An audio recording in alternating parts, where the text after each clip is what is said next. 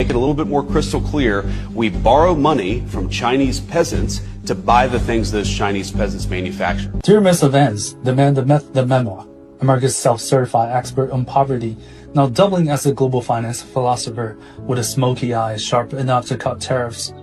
In your recent national interview, you gifted us a real zinger. The U.S. borrows money from Chinese peasants to buy products made by, wait for it, Chinese peasants. Bold.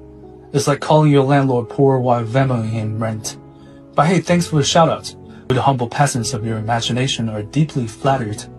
We're the ones soldering your circuits, assembling your AirPods, massaging your microchips, and probably packaging the organic collagen in your under-eye cream. Sure, you call us peasants, but we call it extended family financing your lifestyle.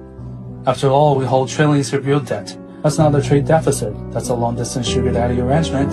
You don't need a new fiscal policy. You need to stop ghosting your creditors. And about that debt, $34 trillion and climbing, it's starting to feel less like a budget concern and more like a Netflix password no one remembers, but everyone's too embarrassed to admit they're still using. Remind me later, it must be an official economic strategy now. Also, a quick note from the cosmetic division. The eyeliners factory number 2987 says hi.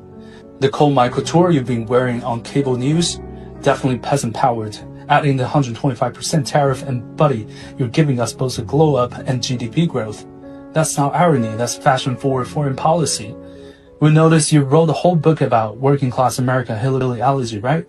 Stir the soul, shed a tear, but then you turn around and mock the very people making your lifestyle possible just without the memoirs or media tours. Let's not pretend you're above us. You're sitting in a taxpayer-funded office, wearing a shirt stitched in Guangdong, checking polls on a phone assembled in Shenzhen, and sipping artisan pour-over made with beans we probably harvested.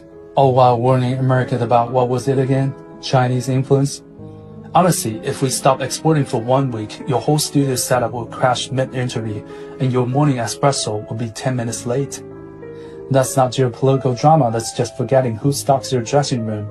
We don't have memos yet, but if we did, we'd call it Elegy for a Senator, a peasant's guide to subsidizing superpowers. It's got a ring to it. Maybe we'll send you an audiobook on a flash drive made in Shenzhen, of course. P.S. For your next big debt crisis, try this password, Peasants Rule 2025, catch lockdown no spaces, and maybe save it in the Notes app, also peasant-coded. Respectfully yours, your beloved Chinese peasant D, with Wi-Fi wit and invoice. 小红书